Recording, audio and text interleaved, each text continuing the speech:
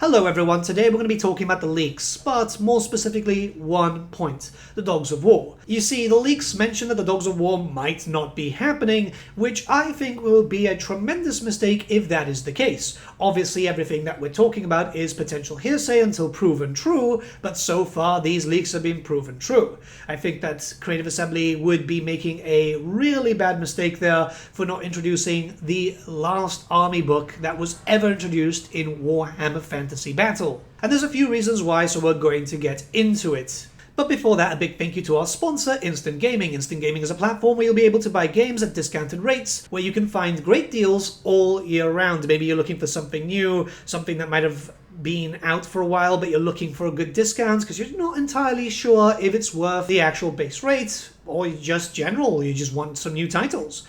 I'm looking forward for the new Resident Evil. You know, we're going back to Raccoon City. I wonder how they're going to spin that along, considering that was nuked. But hey, I'm liking the direction that Resident Evil's going so far, so I'm pretty happy. Still hoping for a Code Veronica remake, though. But that's not all. We have our monthly giveaway. Win the game of your choice for free, which is great. All you have to do is go down into the link on the description below, sign up, and you don't even have to make a purchase. Again, this is a company I've been working with for quite some time now. I think we have a pretty good working relationship. I've bought games from them myself, so I know that they can be trustworthy, like the whole of Stellaris and a few other titles, as, yeah, money's tight right now, even for me, but I still want to buy a game every now and then. I deserve to have some fun too. And the money saved is going towards everything with the move coming up, which, oh boy, I'm not looking forward to. And a big thank you once again to Instant Gaming for the sponsor. Let's return to our regularly scheduled programming. Right, so the Dogs of War are a faction that are mostly revolved around mercenaries, right? I know mercenaries aren't really the most exciting thing for people, but there's a lot more to them.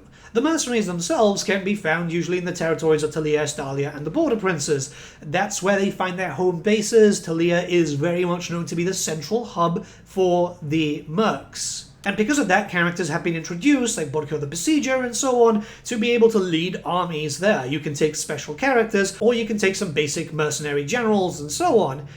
It's one of these armies where people did like the Dogs of War, despite the fact that the miniatures weren't great. I mean, they were great at the time, but when you compare those miniatures to nowadays, yeah, they haven't really aged too well. But nonetheless, a lot of people were excited about the potential of the Dogs of War DLC because, one, it's a new faction to play around with, there's a lot of potential to make that really, really interesting, and two, mercenaries would come in to make your armies a little bit more colourful. The potential of recruiting loads of mercenaries from around the world, introducing troops from cultures that may or may not ever become DLC, but did have some sort of spotlight through the Dogs of War roster, or just in general having a lot of fun with it. The thing is, people have been expecting the Dogs of War for quite some time now, and they do actively believe that it's been in production, because Creative Assembly themselves have left stuff in the game files which points to the Dogs of War. Prior to Golg Maneater coming out, you know, we found some database entries which had the prefix of dog. The same thing with the Orc Crossbowmen Regiment of Renown, because, yeah, that was a Regiment of Renown for the tabletop.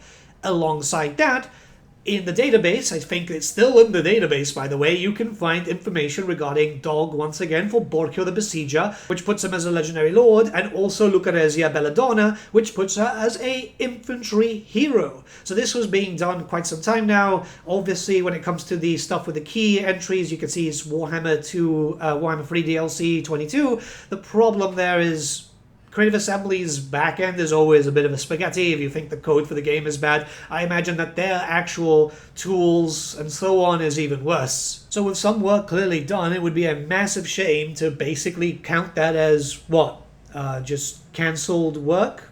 Waste of money, essentially? That aside, it would just be negative towards the game in general. Let's talk about how the DLC could benefit Total War Warhammer and Immortal Empire specifically. There is a chunk of land currently being used up by a fake Empire faction.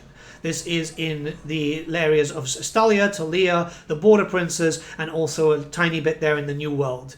It's really daunting seeing a placeholder faction there, and it's been there since the inception of Warhammer 1.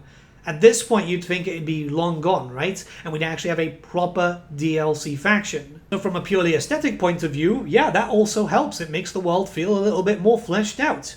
That, and it's just a new army to fight against. I think that's quite important, because right now a lot of areas are very much chock-a-blocked with the same race over and over, which, yes, is lore-friendly, but when one section is just completely ignored and has the bare minimum, let's just put it that way, it just feels odd. It's a weird sore in the map. Next, it's a new faction for people to enjoy. Sure, it'll be very similar to the other human nations, because humans are inherently very much the same, no matter where you go. But the idea here is playing around with new stuff. Having pervasive crossbowmen, pikemen, people really want that. Hell, you should see the amount of times that people were hoping for pikemen to show up in the Border Princes for the Old World, and unfortunately just never happened, which is a massive shame. There are even unique units that people would love to see in-game. The Birdmen or Cataraza, the Galapagons, that's something which, again, people wanted for the Old World and it didn't show up, which is a massive shame. I even have mine in anticipation. I was really heartbroken, I'm not going to lie. And while it didn't have a lot of normal troopers, it could easily be done like the pikemen could be turned into normal troopers, same thing as the pervasive crossbowmen, stuff like that, with a special regiment of renown, which is just better looking and obviously better on the field. I use this picture a lot when talking about the Dogs of War because it's absolutely stunning. It's probably the best interpretation that you can get for this type of army, and again, beautifully painted army. But I know how it is here, right? The majority of you don't really care too much about the Dogs of War. You are going to be playing another Karl Franz campaign, or another Karl Franz campaign, or another Karl Franz campaign. But the big question here is, how could a Dogs of War DLC benefit you or any other race? I've had to re-download a Total War Saga Troy for this, but yeah, it's literally this. You could then have, with every single playable legendary lord that you have access to already, a separate toggle which would then allow you to recruit certain regiments of renown. These regiments of renown could be implemented in that way, so you can just keep recruiting more and more that are equivalent or would work with your race. So certain things like, for example, a high elf, a character, there was one that you could get there. Well, what about that high elf hero available to the Empire? There's loads of different things that could be done. Al-Mukhtar's Desert Dogs available for all the Order factions and some of the neutral ones, but then they can introduce some other ones there too. An Albion Giant, for example, or maybe even a Truthsayer if they want to go really heavy into that.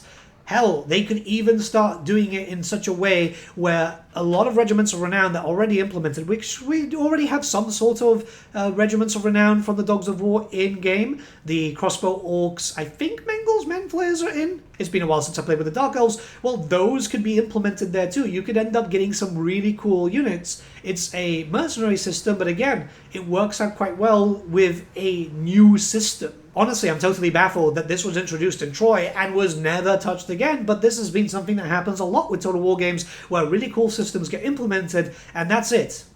Which, why, right? They could even take it further by adding in some of the generic units that would be in a potential Dogs of War roster, so people could then pick them up.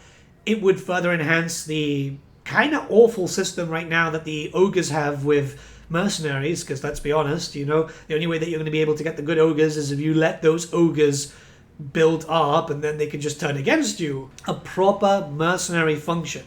So a playable faction, mercenaries, and just more reasons to play. That's what we want from a game like this, right? With this picture, we can see basically, I think, all of the special types of mercenaries. Again, beautiful army. This I found on Reddit, and oh my god, I am incredibly jealous. Again, some of them are already in-game, because we have the Slayer Pirates and a few others, but some of them haven't been implemented yet. You can see like Amazons and the Skink Cold One Riders, which are really, really cool, which, to be honest, could be a unit in its own right. You see what I mean here? A Dogs of War pack could benefit everyone. I feel like it's a completely wasted opportunity not to start implementing this stuff. I, for one, would love the Al-Mukhtar's Desert Dogs, for example. We're never going to get Araby as a race for this game at all. I just don't see it happening. I don't know if it's a Games Workshop thing or just Creative Assembly are scared to do something different. But it would be nice to have a rather iconic unit from the tabletop in the game recruitable.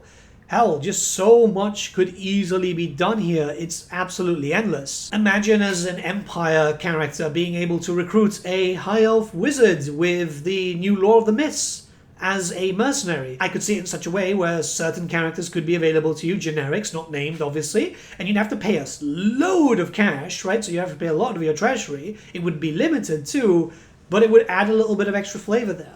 It then makes a lot of DLCs more valuable to other people, because that means that, oh, this person would now be incentivized to buy Tides of Torment, for example, because that's got the Mist Mage and I can use it with the Empire. implement some fun restrictions, like for example, Asaranil, the Dragon Lord, right? He could only be recruited by races like the High Elves, the Wood Elves, Dwarfs, Empire, Bretonia, and obviously with a Dogs of War army. But you see what I mean there, right? He can't be available for the Dark Elves. So there's a little bit of mix and match. Again, allowing for a little bit of freedom for famous regiments of renown. I've seen comments from people going, well, what about the Southern Realms mod? We've already got one. It's like, that's not really the Southern Realms, though.